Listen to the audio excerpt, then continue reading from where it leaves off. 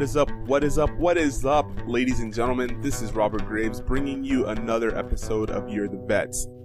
Thank you for tuning in again. If this is a return listen, if you are a first-time listener, thank you for opening this up and taking a chance with me.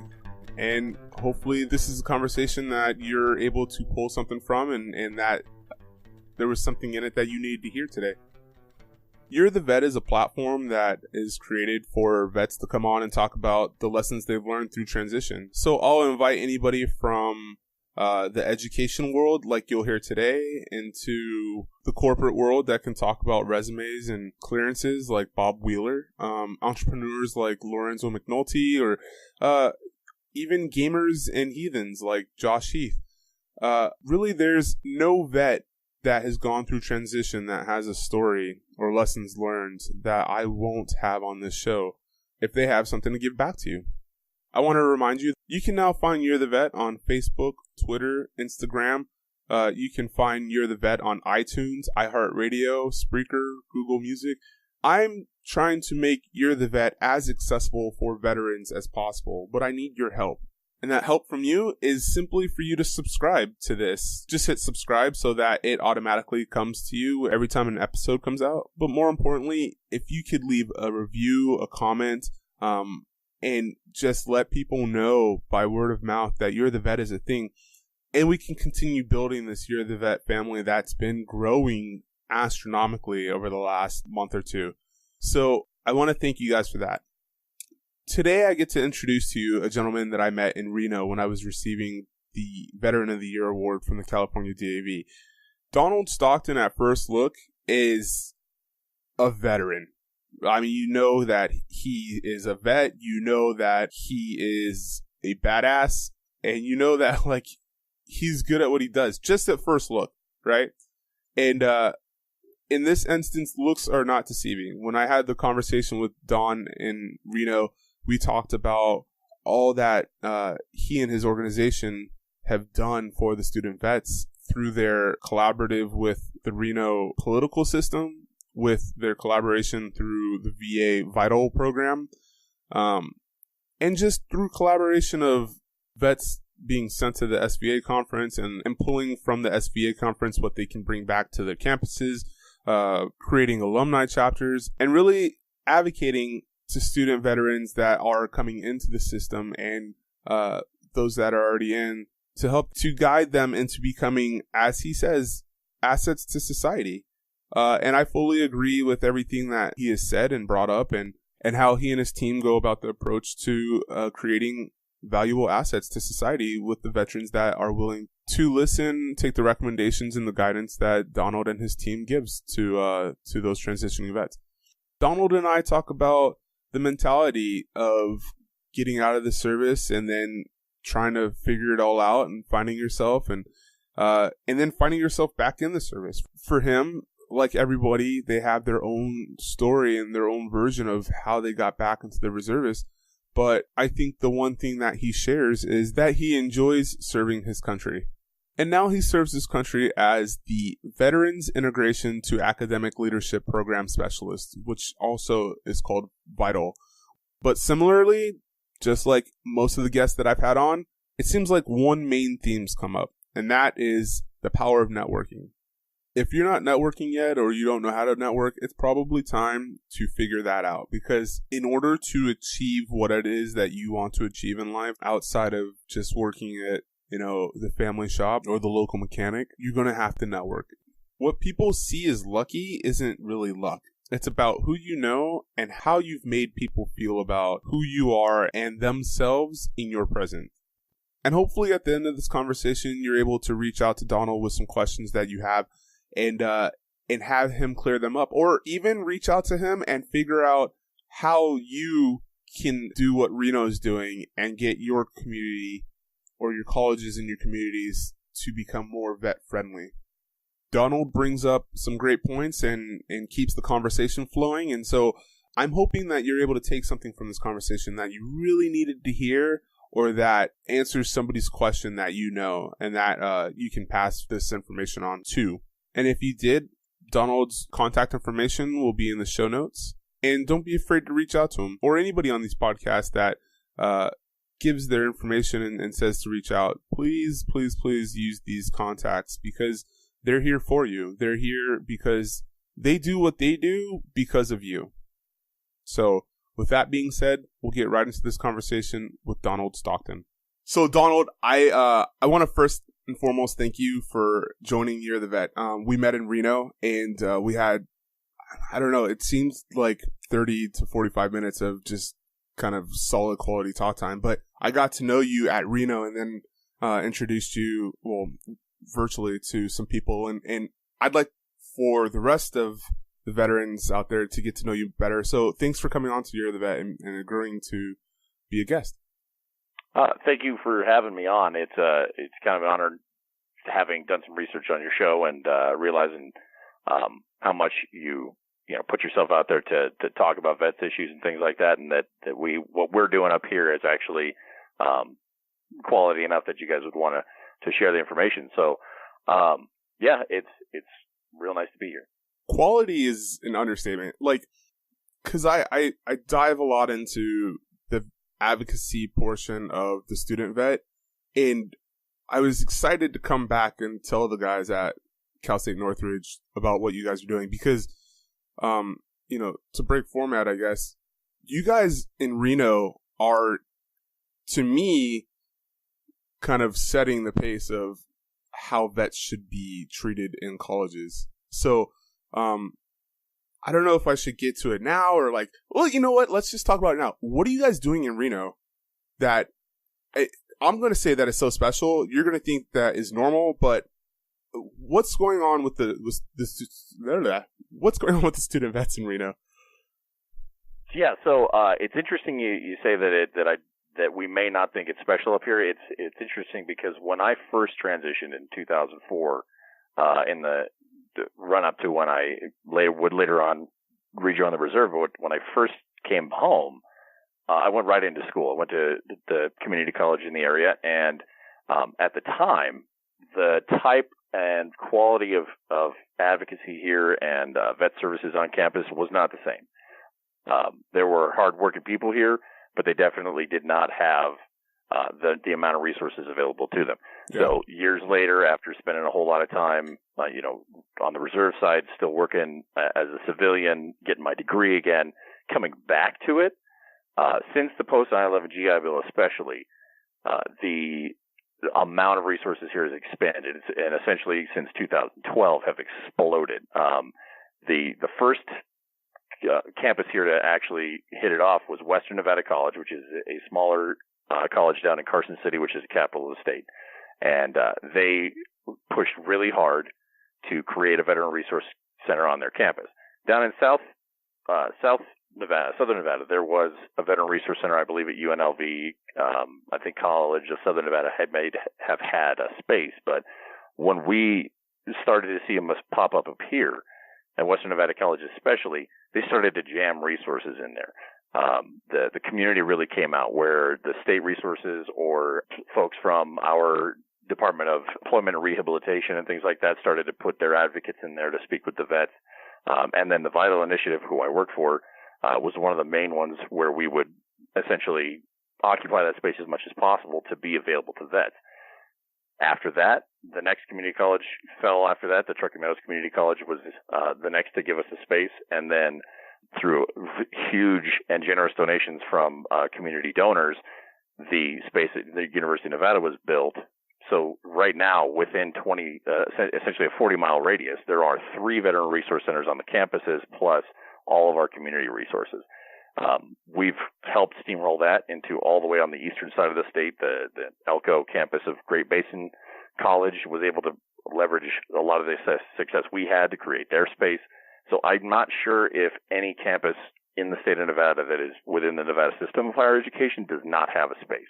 Yeah, that's amazing. And we've seen it be incredibly beneficial to the students. Yeah, it's incredible because we're up here, we're over here on this side trying to do something similar, and we're trying to get a veteran coalition started so the veterans can, fight for themselves, because there's campuses out here who have vet centers, vet resource centers that don't let vets in. So it's that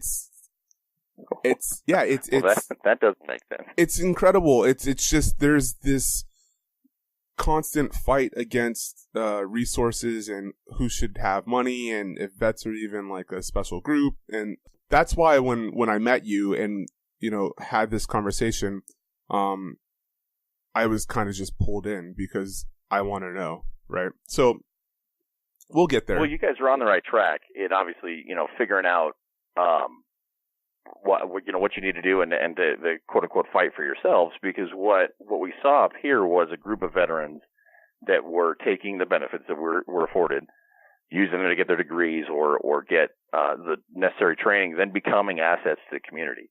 Once you do that and you demonstrate that value, and you become advocates for another generation to come up behind you, that's when it's really hard to argue against creating a more robust system to assist vets.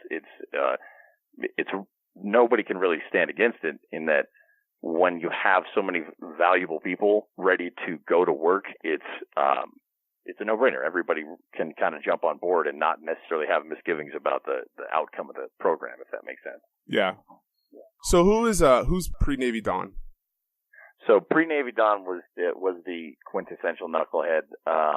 Not really. I didn't have a whole lot of direction. I didn't do terrible in school. Didn't do great. The one thing I think I benefited from mostly was that I was one of those JROTC kids, and that was where kind of I threw so much of my focus that sometimes other things suffered for it. But by the time I graduated high school and spent about a year trying to figure out what I was going to do with myself, I had no direction. I was going to go stack boxes in wood and things like that and get paid to do that. Not sure where I was going to go from there. And it really came down to when all of that stuff, all of that lack of direction just reminded me that I had spent a lot of time getting to know what the military is about through JROTC and that I was good at it. And so why not do that? So it was interesting because I just kind of wandered into a recruiter's office and got the whole spiel. And then they're like, yeah, we'll take you down to MEPS tomorrow. And I'm like, all right, cool. I was 19. I didn't have anybody kind of managing my schedule for me. And I'm just going to disappear to Sacramento for a couple of days. When I came back, and I basically told my folks that I was like, yeah, I'm going to go to Sacramento for a couple of days. Didn't tell them why. Didn't tell them who was taking me. Came back up, and they're like, so where you been? I was like, well, I'm going to be shipping out to the Navy in August. Surprise. Like, say what? Because I had given them essentially no heads up that I was even thinking about it, or that the process had begun. So they were a little bit taken back by that, but in the long run, I think they were just pleased that I had found direction. Yeah. There wasn't necessarily much to worry about back in 2000. We were pulling out of Kosovo and all that stuff, and we didn't have a whole lot. The geopolitical situation that we have had over the last 18 years is not the same as we did in 99, 2000. So, the amount of concern was way lower at the time, but, pre-Navy Don needed some Navy is essentially what we can say about him. I know that for me too. Pre-Robert Marine Corps needed some Marine Corps.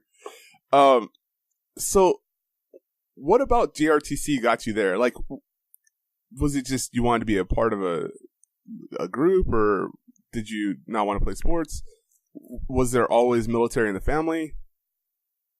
It's funny because I didn't know much about the military heritage of my family at the time. I had always been kind of a different kid. I wasn't into sports as much as others. I did play football from the time I was 10 all the way until I was 14. Was it just 10? No, maybe it was before that. I don't know. Anyway, I played a bunch of football at Pop Warner and whatnot, and did okay with it, but it wasn't really the thing that got me up in the morning. And then right before I got into high school, the local drill team came out and was tossing rifles around, and I thought that looked pretty cool. They all looked sharp. Gotcha. So I got into it that way, and I just kind of liked the structure of it. The people I was around were like-minded and had kind of the same interests because I was, I'm a Star Wars kid.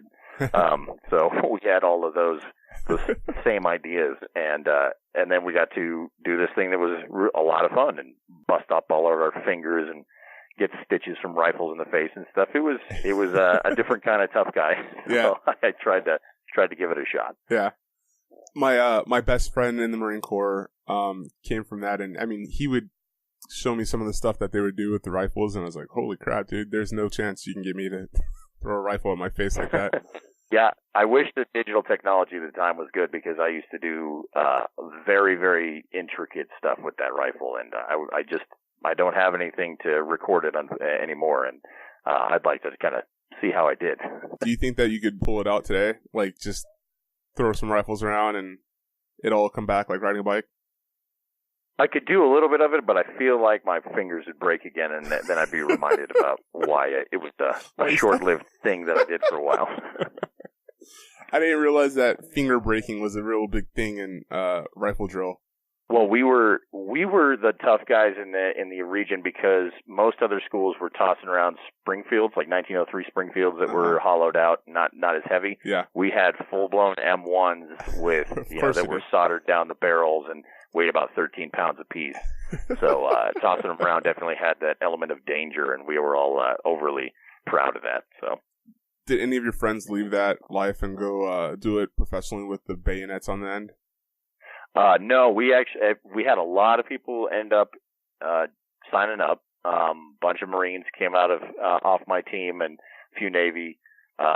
I don't even know if we had many folks go in other services, but we all actually just went the job route. I had thought about petitioning to try to get on the ceremonial guard for the Navy, but they would have wanted me to do color guard. Yeah. That's just not as cool. So at 2000, because I joined in 2002, right? So I share this kind of air with you where I can ask you, what does it feel like to enlist, be in, and then realize, oh shit, there's a war coming? Yeah, it was an interesting time. We had just put our ship in the yards. This was the time when I was in the fleet, and we had just put her in the yards, pulled a bunch of the gear off so she wasn't really seaworthy at all. Head out to PT one morning, and when we get back, everybody's phones are blowing up, and they're talking about airplanes hitting buildings and stuff. And I'm like Cessnas and stuff, or what are you talking about? So we go on, turn the TV on, all of a sudden the buildings are burning, and the Pentagon's been hit already. So by that time, we didn't even have the confusion moment. Like, we didn't get to even think to ourselves that this is an accident. It was 100% we understood we were under attack. So the crew was just kind of baffled.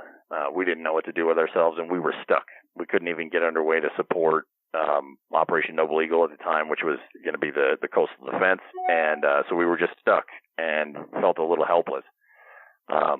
So it was definitely an eye-opener.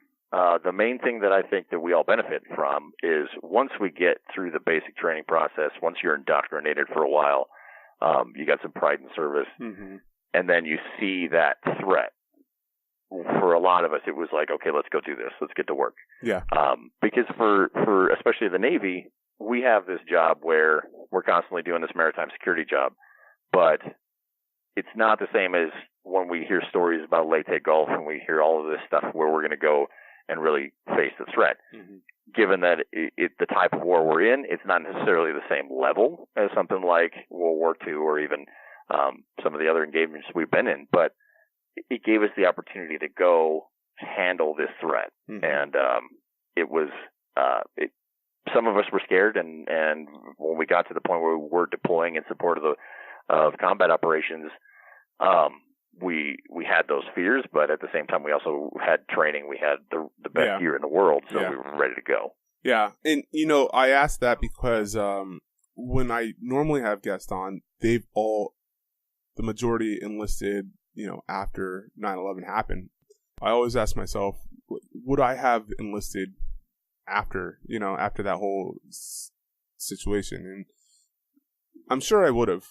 So it's just a question I have on the back of my mind when I talk to people. Because if you enlisted afterwards, then, you're automatically a hero. You joined, we joined at a time of peace. These guys, a lot of people, especially guys still coming in, join knowing that, they can and will go to war at some point. So exactly. Yeah. And I have a lot of colleagues that joined the infantry, sought out that job that was going to take them into harm's way almost guaranteed. Yeah, inevitably. And it's, the idea of that often gets me choked up. Just thinking to myself, these guys are the ones that took that on. I'm colorblind, so I got busted out of any thought of being in a combat arms unit, let alone a service where I would have a chance to do that. But eventually, I had the opportunity to join the Seabees, which was cool. But yeah, when I think about the guys that signed up with that element of danger, and especially in a time when the public perception of what we were doing was really negative, mm-hmm. and doing it anyway. Mm-hmm. The amount of gratitude and admiration I have for all those guys is just huge. So did you go in as a Seabee? Initially, I joined as I was going to be a corpsman, but apparently corpsman was so overmanned that they pulled my school slot while I was still in basic, and I was like, oh. They look at me, they say, hey, you got to go get reclassed. I don't even know what they're talking about. Sit down in a room, and a guy goes, hey, man, you got to pick a new job. And I go, what? What? I wanted to be a corpsman, like all these other cool guys. I was going to go be a Marine doc and all this. And they're like, no, we don't have a school for you, so you got to pick another thing. And they're like, but you got this really good AFQT score, so you can really do whatever you want. I'm like, well, check my medical record and make sure that that's true. Yeah. And they're like, oh, wait, you're colorblind. You can't really do much at all. So I ended up having a choice between an undesignated fireman, which any of the Navy vets listening will know is the guys that get sent down into the bilges and stuff and work in engineering spaces, sweating all the time, mm-hmm. Or going up topside as an undesignated deck seaman, and getting some fresh air periodically. So I picked the fresh air. Even though I'm a big ginger, I do appreciate the sunshine every now and again.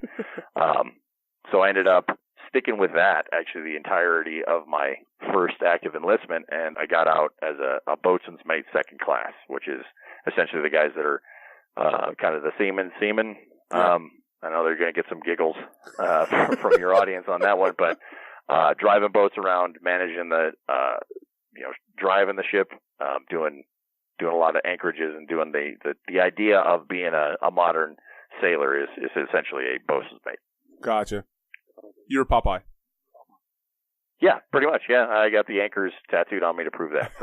So, so how long did you stay in? That first enlistment was 4 years, and then spent some time on the IRR contract before I decided to go back into the reserve.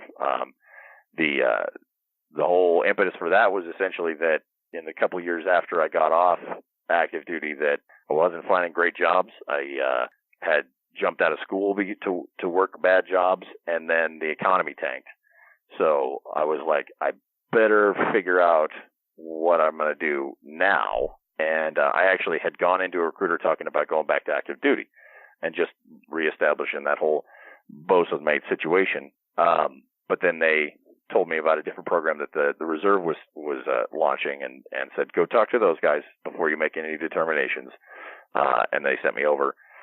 And when they showed me what was available, the Seabees were recruiting huge at the time. And if anybody's not familiar, the Seabees are the Naval Construction Force. And we are attached to any number of units in the field to provide them with all kinds of things. For your deployed guys probably living in B huts, yeah. They may have been built by Seabees at some point. So I got to electricity, pick a job. Plumbing. You guys are like the maintenance guys of the military. Like, you guys do everything. Yeah. Like, legitimately. We do a ton of stuff. Yeah. We'll build it. We'll fix it. We'll probably tear it down and build you a new one. Yeah. We like doing that a lot. Yeah. So I decided to be a steel worker, which is supposed to be welding and tying rebar and doing all kinds of other things. And I can tell you that I welded in training, and then I was a wood welder for the rest of the time. And I got really good at framing. So was able to do that. But when I got into the reserve, I stayed there until October of last year. So a total of 8 years reserve and 4 years active. And that time IRR, I kind of count that in there because I was still under contract, but I was only showing up for like IRR musters and things like that. Yeah. So the majority of my time was reserve, but at a time when we were pretty busy. And unfortunately, I missed our second deployment. We were deployed in 2010, 2011, but medical issues kept me back from our humanitarian mission that was to the Horn of Africa that got back last year. So, I mean, that sucks. Because I know what it's like to want to go, and then you're like, come on, man. Like, anyway. Yeah, definitely. And it was a double-edged sword for me because I had both my boys had been born by that time. So leaving them would have been the hardest thing I've ever done, but not going with my troops was also something that was really hard for me to take on too. Yeah. Well, I mean, you're kind of living a double life at that time, right? I don't want to say you're a civilian, but you're in the civilian world, and then you're living there as an active military, member. So it's a tear, because if you're on base, then you have the mindset of like, this is just how it is, but you're not on base, so there's a different world and a different mindset as a reservist. So I don't know that the Guard and Reserve folks definitely have a different challenge, but and I try to train people on it as much as I can so they understand. So what is that challenge? Because I don't know. What can you talk about that challenge? Because I don't think it's talked about. I don't hear reservists talking about it with each other, and I don't think anybody's actually sat down and had a conversation with me. So let's talk about what that challenge is. Oh, you're talking about the drilling reservist? Yeah. Okay, yeah. So essentially, you're held to essentially the same training standards and all these other things. And I had this question from an active guy that I was serving with in Afghanistan, and he goes, "Why do you guys do this?" And I asked him, it's like, "Why do you think we do it?" And he goes, "Well, so you can play military." And I'm like, "Well, if I was playing, would I be here?" Yeah. Because would I be in country? I don't think I'm playing right now. Like, this isn't a game, and we understand that. It's interesting because that's kind of the mindset, like the nasty guard guys or the guys that in the reserve that are just here, to play. It's funny because sometimes it's just harder to get on active duty. Sometimes it can be that life takes you off active duty, and then you still want to serve, so you go guard or reserve.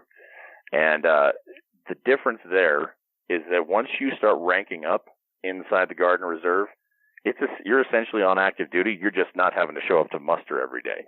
If you're an E6 or above in the Reserve or the Guard, your administrative requirement for that and handling all kinds of things for your troops and making sure that everybody's deployment ready and all that is constant. And for some guys high up enough, it could be 50, 60 hours a week on top of their civilian jobs. So it can be a real struggle to balance that and family life and a career.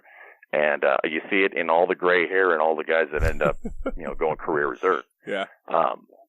But there's a whole lot of pride there as well in that people are still, they're in their community, they're doing the work there, and then they're still ready to rock and roll. And that's always seen most in the support they get from their employers and things like that. We had guys that their civilian employers were paying them full salary while they were deployed, along with their military pay and benefits. So it's like you want to see a level of appreciation. That is huge, especially for their transition back off deployment. But we also have the kind of the struggle of not having necessarily a long transition from, say, a combat deployment or combat theater deployment coming back into the civilian side.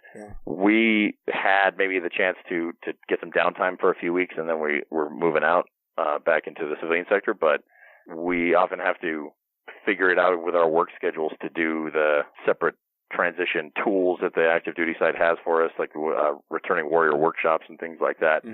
So balancing the civilian and military life can be pretty arduous, and it didn't used to be that way. I do know many reservists and guard folks from before that retired 20 years, never had the opportunity to deploy, and that's how they think about it. that those are opportunities, that's a chance to really serve. Gotcha. And when they're kind of not given that opportunity, it can be hard on them, especially with some units that are deploying constantly. Our guard units here are gone all the time. We have had guys on deployment cycles from our guard units that have more deployments than some career active folks. So it's definitely an interesting way to serve. So that period where you got out of active duty and you went IRR, there's a whole story in between that and then re-enlisting into a whole nother, re-enlisting, but what would you call it? Yeah, it's a re-enlistment. It's just kind of re-affiliating. You went to a different job title, right? You got reclassed? Yeah, reclassified again. Yeah, so the cross rating is what we usually call it. So that period between, you went back to school. There's a whole life in between the two lives that you're living right now. What was going on at that moment that made you re-up? So yeah, the main thing was I got off active duty and I came back to Reno, Nevada. I had been stationed in Norfolk, Virginia on board a cruiser that got a chance to go to Europe and go to all these different places. Come back home to a town that doesn't necessarily have a ton going on. It definitely doesn't have a lot of job prospects for an able seaman. And so I was trying to figure out what I was going to do. Definitely dove into school because we have an amazing education benefit that pays for it. So started in with that. And as I was going to school, I was doing pretty well, but I didn't like living at home. I'd been out of the house for 4 or 5 years because previous to that, previous to joining, I'd lived on my own briefly, and wasn't necessarily big on living on my mom's spare room. So just wanted to go back to work. So started doing the jobs I was quote unquote qualified for, which was lifting heavy things above my head, because I was that guy that could do that. Yeah.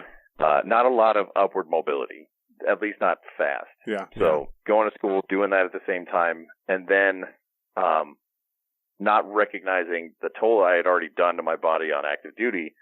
I had already done damage to my lower back, but I didn't recognize it as big a problem apparently as it was. Yeah. Because, I'm a 23-year-old bulletproof veteran at that point. Yeah. And then I'm working this job where lifting a lot of heavy stuff, doing all that stuff, putting a whole bunch of strain on the injury I already had. And then one day it just gave out. So spent a whole lot of time in recovery from that. Started to get care at the VA on understanding what that's all about. And then, I actually ended up dropping out of school because the professors and things like that couldn't give me the necessary accommodation to not go to school. Because when I threw my back out, I had to stay essentially in a flat position for about 6 weeks. Wow. So after that injury happened, I still didn't even at the time file to see if that was a service-connected situation. And so then dealing with the financial problem of not working and not going to school, so not getting GI Bill benefits, none of that stuff, and having to figure that out was stressful on its own. And then kind of working through to recover from that, going back to work, and just staying in that loop for a little while. Eventually that job didn't necessarily like the way I was heavy-handed in the way that I operated with people. And there was a bit of an insistence on being a solo operator. Because I reading a portion of your book when you were kind of managing a project, and when you were managing some civilians in the way that you might do some corporals. I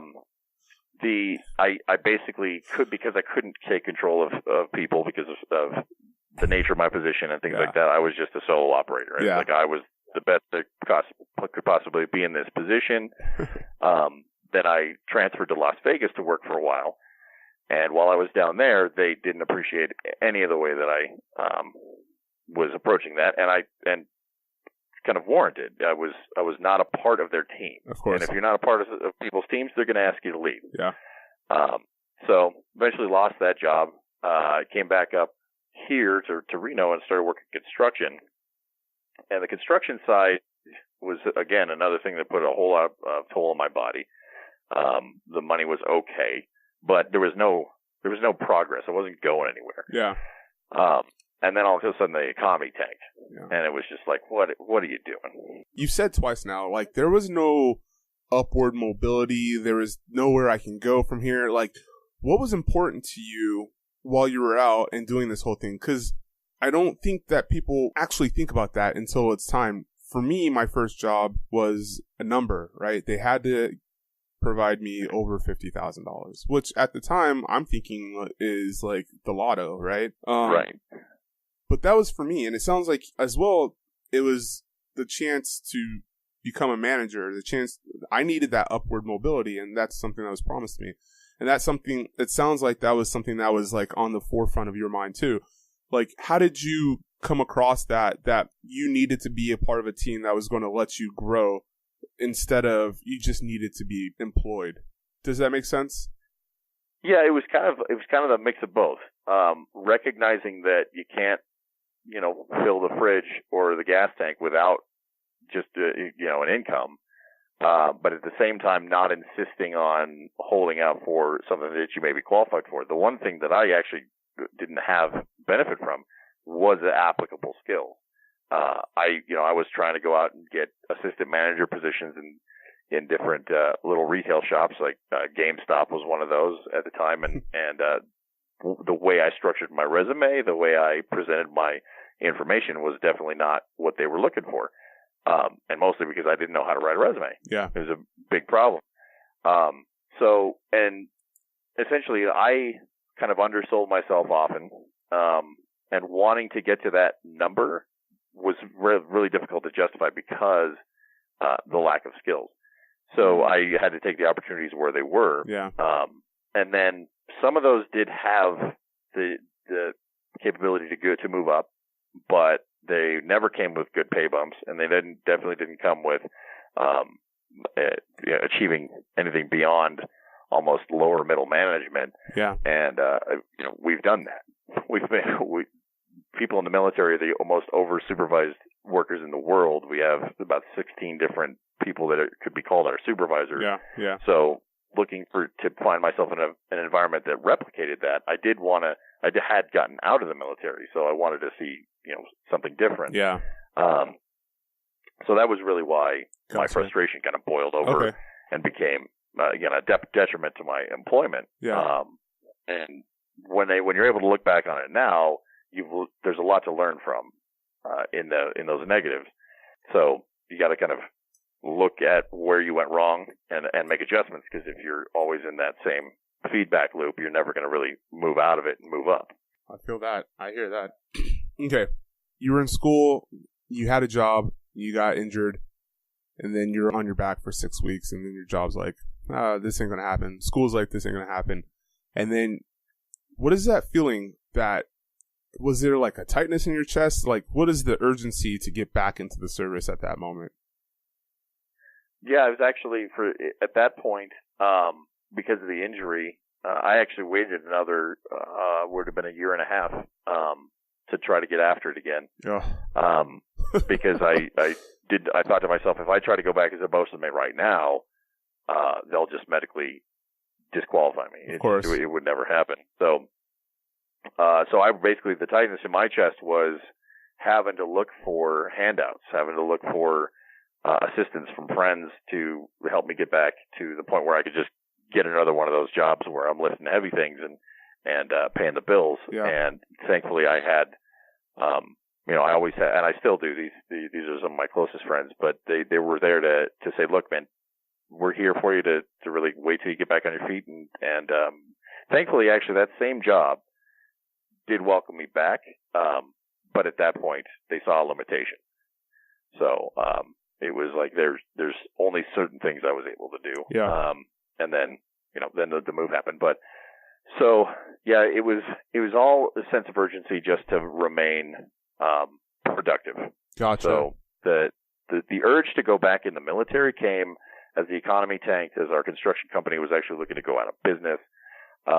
It was like, where do I go from here? Mm-hmm. And I had thought about school, and I had thought about doing a couple other things, but I just didn't see the getting back on my feet in the speed at which I wanted to. So that's why I figured that active duty was the place to go, because I had had success. Gotcha. I was making money. I had moved up. I made E5 in 2.5 years on active duty. I would have retained my rank. I wouldn't have had to spend a lot of time trying to get back into that flow, because it would have been familiar. Yeah. And seeking out the familiar is definitely something that we can often benefit from. Yeah.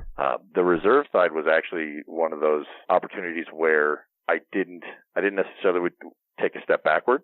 It was a way to reintegrate myself into the familiar environment, but then maintain the forward progress as a civilian as well.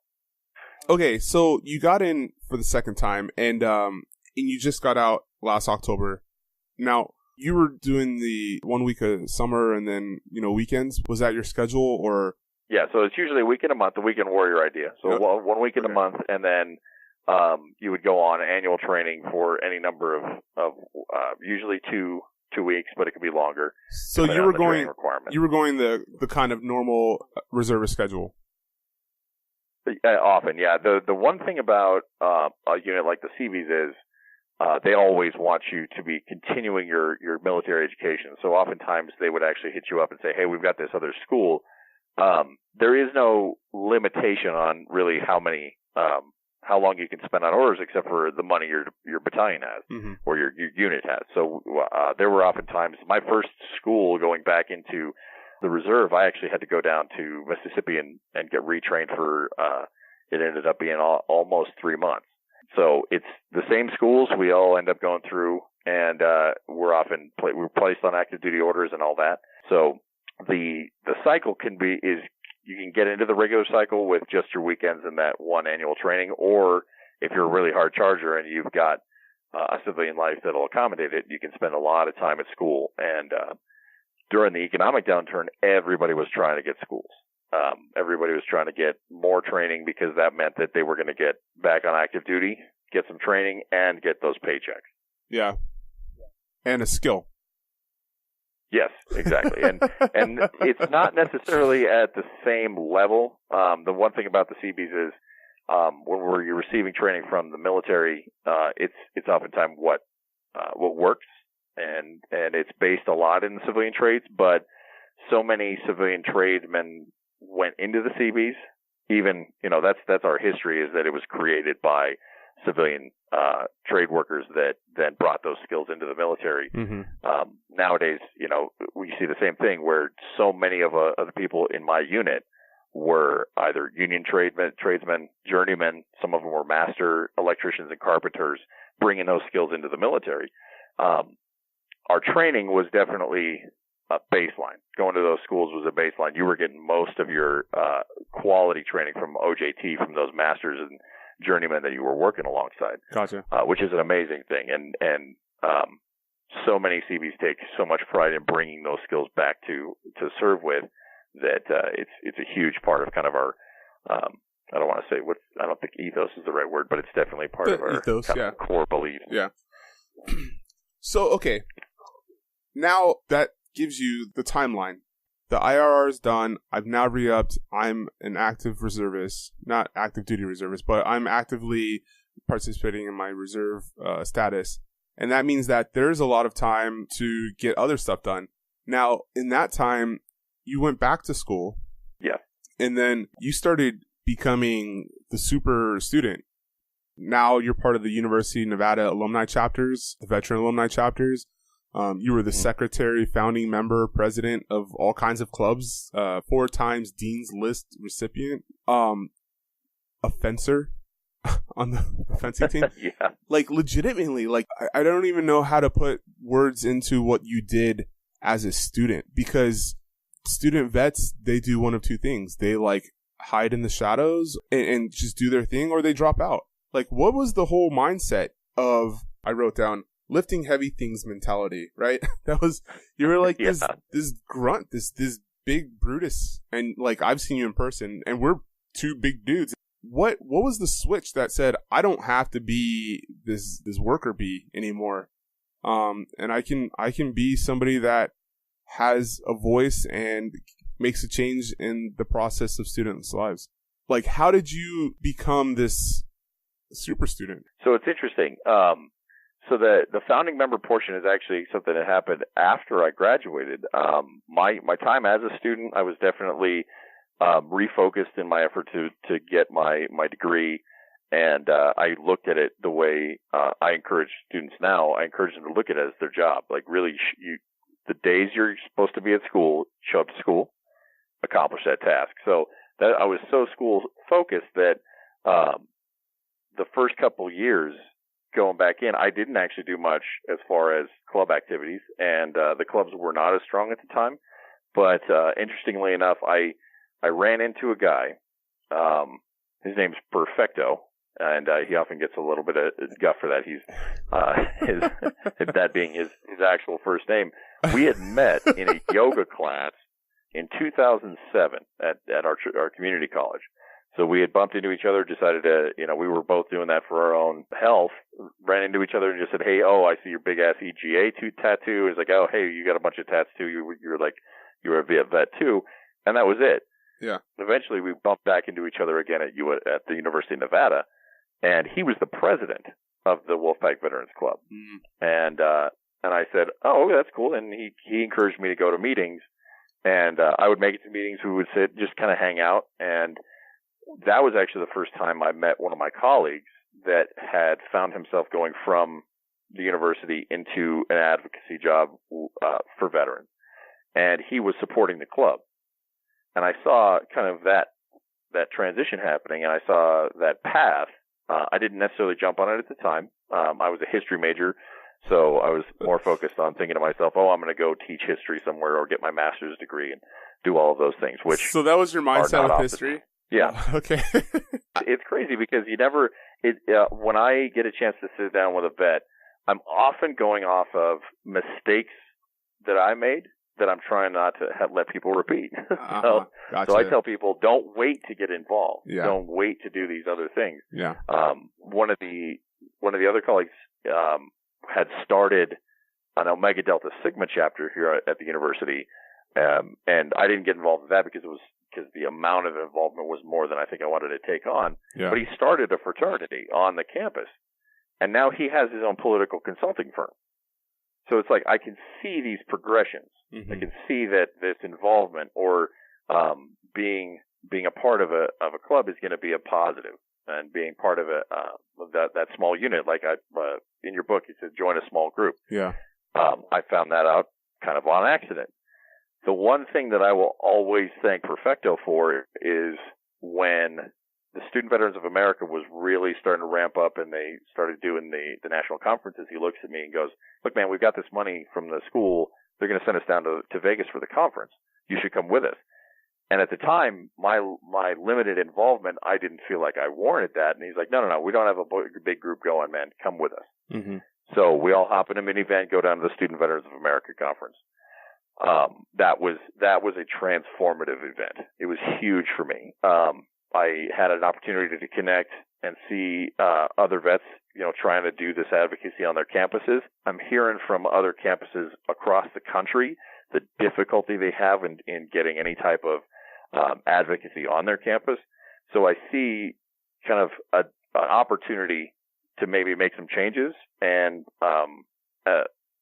interact with resources that we have here to be involved in that. Yeah. At the time, I didn't necessarily see a vision for where I wanted to take it. Yeah. But definitely saw that there could be a possibility of moving into this community, being successful, and making changes at the same time. Yeah. Yeah. What was your first step after the SVA? Stayed very much active in the club, and continued to try to get my grades as positive as possible. And then stayed on the radar of the people who would eventually help me move into my position. One of the guys I went to the conference with was actually in my position ahead of me. And he decided to move into something different and made the recommendation that I take it, which I'll always thank him for making that recommendation, because I wouldn't even have known that it existed, because that was when the V.I.T.A.L initiative was just getting off the ground, trying to get its kind of footing and really figure out where it fit here. And he just said, look, I think you'd be great for this. So put in your application. And at the same time, that other individual who had been coming to our Wolfpack Vets meetings and supporting the club, he was a big part in creating the program here to begin with. So he knew me already. We had a chance to really get to know each other better, and went through the process of becoming that outreach representative for the V.I.T.A.L initiative. And I was actually in this job before I got my diploma.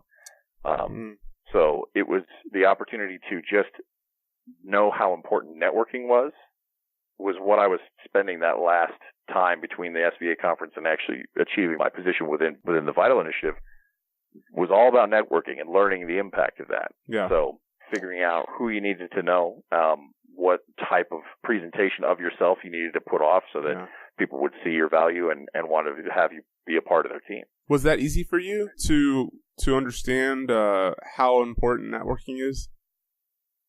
I got the concept. I definitely was seeking out mentorship in that way. Gotcha. I needed to figure out how to maybe engage with people on a different level professionally, and start to work on aspects of my personality that were kind of abrasive. They are definitely not gone. I just know when to turn them on and turn them off. It's funny because I often get people to asking me, it's like, why are you so angry? And I was like, you should have met Petty Officer Stockton way back in the day, because it was way more severe. You were like the Incredible Hulk. You don't want to see me angry. Yeah. You wouldn't like me when I'm angry. So V.I.T.A.L is Veterans Integration to Academic Leadership Program, and so you're a V.I.T.A.L specialist. Now, I've never heard of V.I.T.A.L, right, until doing my background stuff. What is V.I.T.A.L? Because it's a VA position. So how is it implemented into the school system? So the V.I.T.A.L initiative is actually a VHA program. It's kind of a similar in theory to the Vet Success on Campus. I'm not sure if any of your listeners have had interaction with the Vet Success on Campus program. That's actually administered by the VBA. So what VHA decided to do was work with schools to put mental health counselors on campus. I am not a mental health counselor. What my colleague had done in working to develop a program here, he wanted an outreach component that was more robust, because what's actually expected of other V.I.T.A.L sites is that those mental health counselors kind of complete the outreach portion as well, which is kind of a huge time pull from their clients. And so what we were able to do here is create a full-time outreach position along with the full-time clinical social worker that was available to students on campus. Here in Reno, we've had two, and both have been incredibly successful in how many students access their services. Yeah. And we've had so many students come through and really have a great reaction to the convenience of having someone that they can talk to about transitional issues right here. And having the spaces is also the big difference. When we first started, the counselor would actually have to reserve space in like a library space or something like that, where it would be less than ideal as far as privacy issues are concerned. And that was a big reason why the campuses were so willing to create these spaces, is because we were then going to offer the students that privacy so that they could seek those services and improve from a mental health standpoint, but then that leads directly to student success. So the V.I.T.A.L initiative's main goal is helping students avoid excess stressors, improve their transition, and work to establish the most positive campus environment that we can. The best part about how our program is designed here is, and this is nationwide as well, but having the full-time outreach position, I get to support the Student Veterans of America chapters with all of their events, event development. I provide training on vocational readjustment strategy.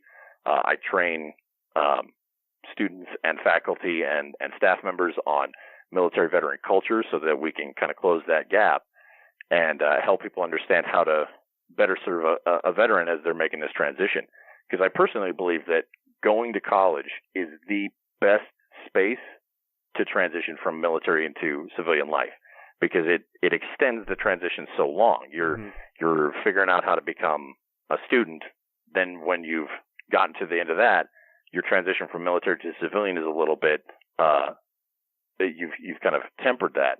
And then as you're moving from college into the career sector, you're kind of more of a whole person, and you've added so many new tools that you're ready to move into the career and really hammer that and become that professional. Yeah. Because I've done the don't skip the school part and try to do it on your own, and it's really difficult. People do it all the time for sure, but not everybody has the skill set to really hit it initially and get it done the first time. Yeah. Now, there's a YouTube video of you out there giving a presentation, and so when I was listening to it, there was this quote you had said, "If you think your country owes you an education, you have an attitude problem. They didn't do this for any generation since World War II until yours. If, on the other hand, you owe the American people who gave you wings via your academic success, I think we'll all come out better veterans and the country." Now, I think that you may be the first vet to speak on the benefit of our educational benefits as a gift. And I see them in the same sense. So I'm really on that same path of thought. But when it comes to vets coming to you and saying that they deserve these things that were gifted, how do you approach that? So essentially, I don't ever actually try to resist that. And I don't want to take credit for that quote because it's actually General Shinseki. And that was a big part of his keynote speech to the SBA conference I went to. And that was one of the major transformative moments of that whole event. Yeah.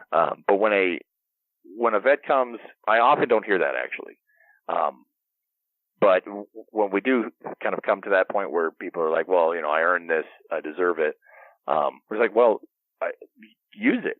If you believe that you deserve it, what's the end game? Yeah. So if you deserve to have this, what are you going to use it for?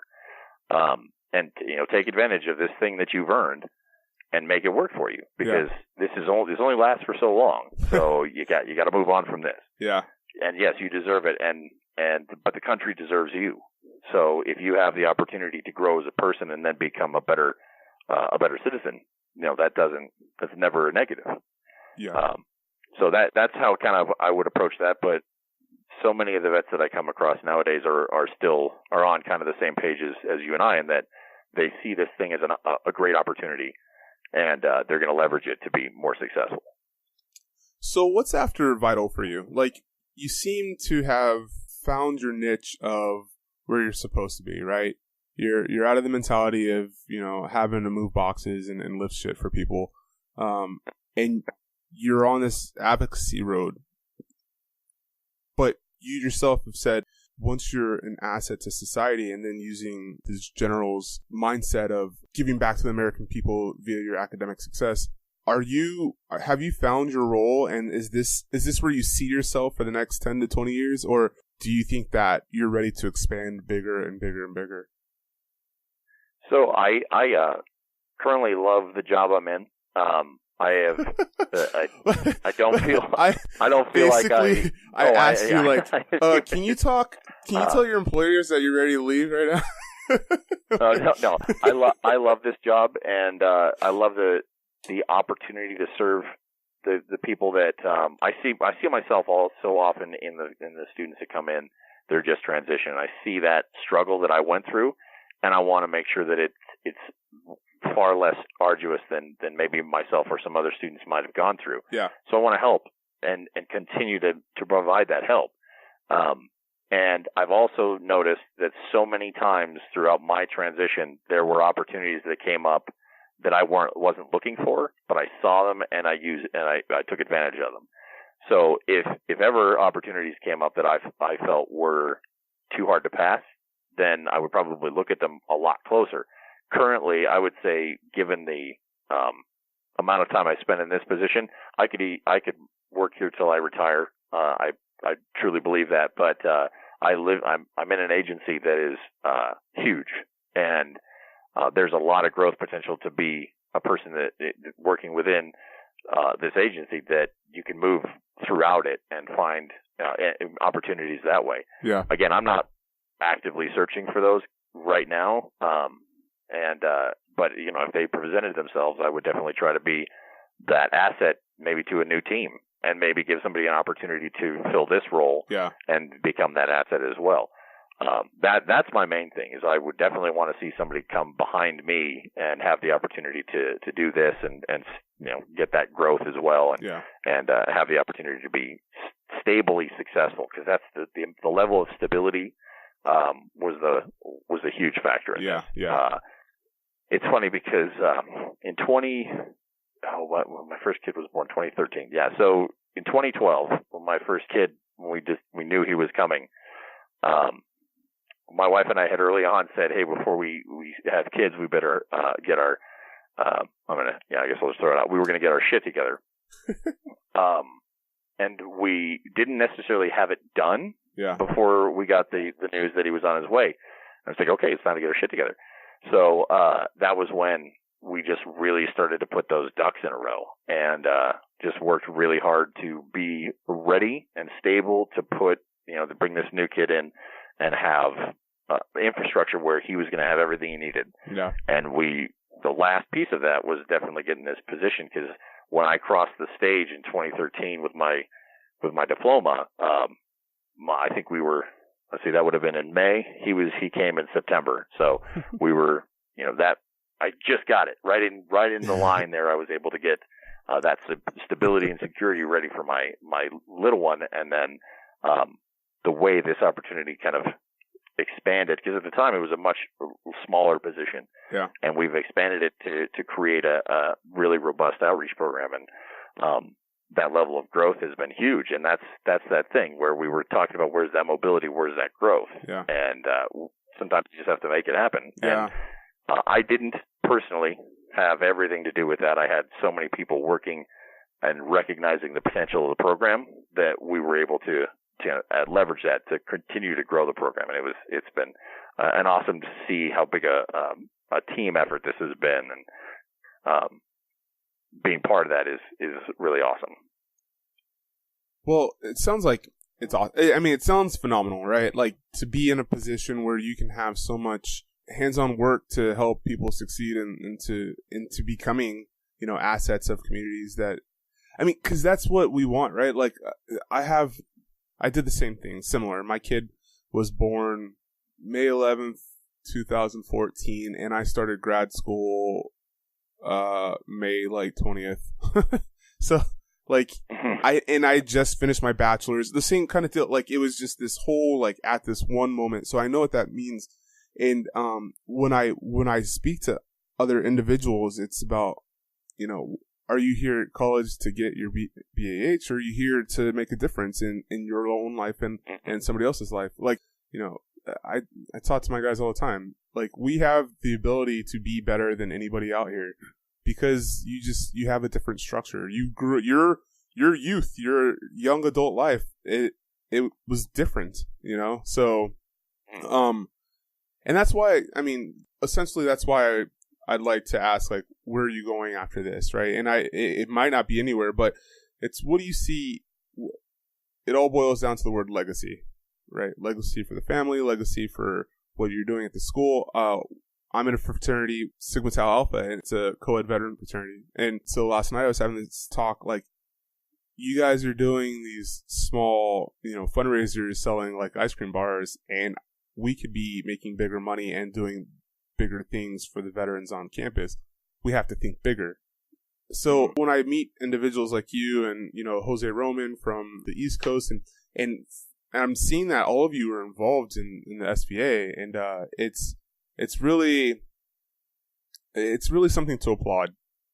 The work you guys are doing, and where you guys have grown into, because I know for a fact that all of the places, the VRCs out there right now, had started in a closet somewhere.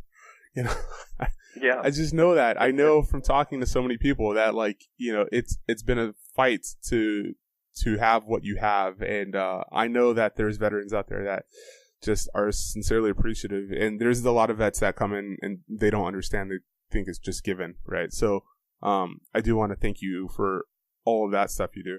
Well, I appreciate that, and mentioning legacy, just because it's the project that felt is the most beneficial lately is we started our alumni chapter a couple of years ago, and we can really thank one specific individual. His name's Cesar Melgarejo. He's currently working for our the governor here in the state of Nevada. He came to us and was like, "Look, we did the Wolfpack Vets thing, and we established this kind of network of people. Why don't we add some infrastructure to this? And then at the same time, we're University of Nevada alumni, so we can continue both the pride of being a vet and the pride of being an alum. Yeah. So let's make it happen." He came in. He had the entire infrastructure set up. All of the guys that were graduating or had graduated were 100% on board, and we established this group that has no end. We've established this thing, and we have a population that'll come up behind us, and they could take this, and it's already become a huge part of the student vet success here, because we assist vets we assist the student vets in getting a chance to go down to the SVA conferences. We worked through fundraising efforts to make that happen. We've given opportunities for the vets to network so that we can provide advocacy within our jobs. Mm-hmm. And if they want to work in government, if they want to work in private sector arenas, we're able to create that advocacy because we bring a level of I'll call it minor prestige through our chapter, in that we could say, look, we have this cohesion here. We want to say that this is a quality person, and give them that much longer of a look, because they'll probably be a benefit to your organization. So this crew that has been going now, we're on our second year, and I've been able to, and they recently just gave me the vote of confidence to become the president of the chapter. We have this opportunity to just continue to create and expand this legacy, because by the time I get done with this, it'll have been a 4-year-old organization, and we'll have had a whole new generation of vets come through and take charge of it and become that another generation of leaders while we're still there and able to continue that mentorship.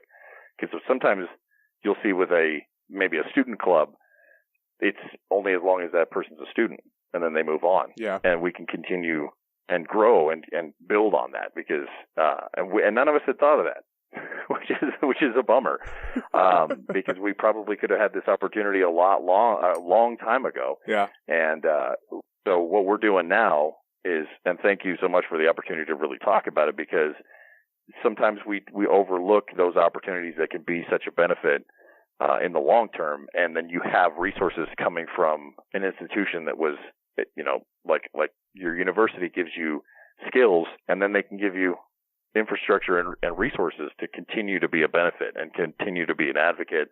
And so we're just looking for all the ways we can possibly make our chapter more robust and make this part of a network that goes across the country. Because the more, I think, alumni get together, and the more they are able to collaborate, the more likely we are to continue to create that idea that veterans are a huge community asset. So is there a call to action to other colleges and other campuses? 100%. If you graduated from your university, or you're about to graduate, see if one exists already on your campus. If it did and it needs to be, brought back or anything like that. If your alumni association has the ability for you to create a new chapter, there is no negative. The opportunities are huge. And then if you need that resume bullet, I remind people of that all the time. Mm-hmm. Community involvement is a huge selling factor for prospective employers. And at the same time, there's so much to be passionate about when we do what we do. The chance for us to put on the events that we do for professional networking. We just wrapped up a pistol competition for vets in the community. We obviously have our students and our membership come, but we invite vets from all across our area to come out and get an idea of what competitive shooting looks like. Yeah. And it's always our favorite event, because everybody has a chance to do this thing that they love in a safe environment, and then all anybody wants to do is why don't we do this 5-6 times a year? And we're like, well, that's expensive. So so we're just constantly trying to figure out new ways to bring this group together, but we're constantly doing so many events throughout the year that it's hard to stuff more in. Yeah. And our association recognized that. We had our chapter coordinator from the association say, there should be an application or a nomination for your chapter to be chapter of the year, and that was within 18 months of becoming a chapter. Well, we don't know if we won that yet, but we definitely made sure that was something that got done. Yeah. So with all your background, right, and your involvement with the student vets and just being around and seeing, hundreds and maybe thousands of vets come through the campuses, what would you tell vets who are struggling to find themselves today? Don't stop looking for opportunities. Keep asking questions and try to meet as many people as possible. We tend to silo ourselves so drastically that sometimes we miss those opportunities. So, and finding that direction may be the toughest thing. And that's why school is such a great place to learn about maybe what direction to take. That's why they give you the opportunity to change your major. So yeah, try to vary your education. Try to figure out where you really fit, and if you notice that you have particular skills, see if there's an opportunity to expand on those, and that might give you the direction you want to go. There is also the idea there's an idea that Americans live to work. And sometimes I kind of disagree with that, because there are often lots of people that will work through a job, and then when the bell rings on that job, that's when they go to do the things that they are actually passionate about. Sometimes you can leverage that into the next career. So a lot of people will think about their graduation from college as the beginning that has to be the beginning to that career. Yeah. That doesn't necessarily have to be the case. Some people can make another transition later and have the opportunity to shift into what they're really passionate about. Absolutely. And there's the opportunity to be an entrepreneur and things like that. Obviously, in your case, that sounds like kind of the path you went on. Well, completely by accident. Yeah. See, and that's the thing. That's why I say that I'm not going to look, or I might not be looking for opportunities, but I'll try to recognize them when they come around. Yeah, completely by accident. And and it's one of my big things. Just like you said, like keep asking questions and never stop looking for opportunities. Like my mindset, I always tell people to look in the open doors. Right, you just got to peek your head in the open doors to see if it's something that you're interested in. And that's kind of how I fell into what I'm doing now. You peek, you just say, hey, like, what's going on in here? Is it something that I'm interested in, or is it something I could be interested in? And kind of like wrapping it back up to you're a fencer, which if you're listening, you don't know that means. It's an old European sport. It's the one with the thin sabers, the swords, and it's hard to call it a sword fight because our weapons don't necessarily look that intimidating. Yeah, well, when you get swatted by a saber that's coming at you really hard and fast, then you get a little more respect for the sport once you do it. It's really hard to get into that. But I guess the easiest way to say it would be like like Mask of Zorro. Like he had the saber. They fence. Like definitely. If you want to see real fencing in a movie, watch the Inigo Montoya versus the Man in Black in Princess Bride. That's real fencing. So that's a group that you peeked your head in, and you're like, I mean, you weren't doing this forever, were you? How long have you been fencing? Yeah, actually, I started fencing back in 2005. I have actually been out of the sport for a little while, and I benefited actually greatly because of a close friend of mine that I had known from high school. I left to go to the Navy, and I came back, and I took a class at our community college when I first started going back to school. And they said, hey, if you want to do this more on your off time, go to this place and then there's some more opportunities to keep going. I walk in the door, and he's standing there, and he had been, by that time, a national level competitor and had gone to some some minor World Cup events and had all this progression in the sport. And he's like, hey, man, I'll coach you. So until about, I want to say 2010, I fenced pretty heavy for those few years and got to some minor level national competition, and I had a great time. I just love doing it. It's like that thing where I'm a different kind of kid, where I played some football, but I never really liked it. So I figured out that sword fencing is where it's at. So yeah, and he has since moved up to Northwestern University in Illinois to coach their NCAA program, and he's the fact that it took as long as it did to get him into that position is crazy to me. But yeah, I love that. This type of sport is definitely an opportunity to grow personally, because it's another way to you put your body to work and put your mind to work at the same time. Well, that's something that helps you in a transition, and mine was scuba diving, right? And so, but it was just a matter of, putting yourself in the position where you're open to trying it, right? And opening to saying, yeah, why don't I go and test this out and see what it leads to? And for scuba diving, for me, it got me in, one of the most prestigious tanks in California, which is weird, but I'm in a tank feeding sharks and just cleaning the tank in front of thousands of people and giving presentations. And I'd never thought I'd be doing that. But it was something that was familiar to me, and you had said something earlier, like seek out the familiar. That was something that was familiar to me that helped me on my transition. And so, I just brought up the fencing because I knew it was something that got you out of the daily grind of work, school, 100%. Mundane life. It was easily the thing that I looked forward to most throughout the day when I was really, really training hard. Yeah. It was an opportunity to really get out of my head, I was in my head because of, the strategy of the sport, but I wasn't worrying about work. I wasn't worrying about anything else. And that is the one thing that is so important, because we all end up so stressed out about whatever it is. It's unavoidable that you're going to stress about work and you're going to stress about family life, all of that. And having some type of outlet is key. Whatever it is, whether you get into competitive sport, competitive shooting, whatever, you go play golf, you do swim on your own, just ride a bike. You got to get out of your head sometimes, and it's a huge part of transition, because if we're always trying to A, be bulletproof, and B, just carry our stress around, it could be overwhelming. Yeah. So the last question I have would be, if you could tell recruit Stockton or the ensign Stockton one thing to prep you for today, what would that be?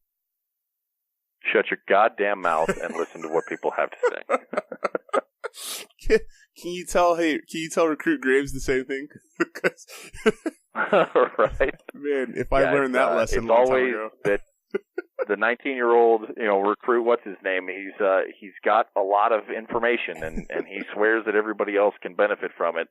I'll say this: I definitely never had too many struggles within the military, but I probably could have had a fair amount of bolstered success if I had shut up and listened to those folks who had those tools to pass on to me. I hear that. So, are there any other topics that you want to bring up, or any bullet points you got? Maybe we missed something, or something near and dear to your heart you want to say? So far, we've had this has been awesome. I don't see that we've had a gap in what we want to do, and I just like to remind everybody just to don't stop kind of grinding. And actually, what I would like to say: be patient. Tell everybody take a minute to let the good things happen for them. I mean, going out and making it happen is a big thing, but you may end up passing something over because you're so focused on something else. Yeah. But the patience necessary to be successful is a big deal. College doesn't happen immediately. You don't just show up as a freshman and then you're done as a senior. That's time that passes. Yeah. Let it pass. Take the time to soak up the information and learn what you can. And then once you're moving into the, career positions, be patient. Especially if you're going to be an entrepreneur or something like that, there is a level of immediacy that's kind of pervasive right now. Be patient, and you'll see more success. Yeah. Well, Donald, I sincerely appreciate you taking the time away from your day and really sitting down and having this conversation for the vets that'll be listening. And it's really hard to connect who you are in person to just talk about education, because there's a lot of layers. I mean, you're a big, burly, strong, dude that looks like you come up to Don and you think CrossFit immediately, right? and then you talk and you think holy shit, this is a guy that could legitimately help me carve my pathway to success through college and on the outside. So, because of that, if anybody wants to connect with you, how would they get a hold of you? So there's a couple different ways. They can shoot if in your show notes, just throw down my email address. It's dstockton@unr.edu. Then if they want to hit us up about information about being an alumni, how to get that going, unr.veterans.alumni@gmail.com. And then our Facebook page is a big piece of that. We try to use social media as much as possible because we recognize that we're as old as we are. We better start adapting to people coming up behind us. You mean you guys aren't sending shit out with carrier pigeons or telegraph? Signal? You would be surprised how unhelpful that is. But if you look up @Veterans Alumni Chapter UNR on Facebook, that should take us to our page. Good to go. All right, Mr. Stockton, I appreciate it once again, and thank you so much for taking the time out, saying that once again. But it really is. I appreciate it because you come with a lot of knowledge, and with people listening to their friends often of the rumors and this is how it is, and people really don't know because they're not really asking the right questions. To bring individuals that have that level of knowledge on here to talk about education, it's a warm place in my heart because it's somewhere that is important to me right now. So again, thank you, and thank you, and thank you, and thank you. So, it's been an honor to be here, man. I really appreciate you considering me to come on, and if I could help just one vet, it's always a victory. Well, when I'm up in Reno again, definitely coming. Oh, we'll have you out. Yeah, we'll figure out a way to get into some trouble. All right. We'll talk to you soon. All right, take it easy. Okay.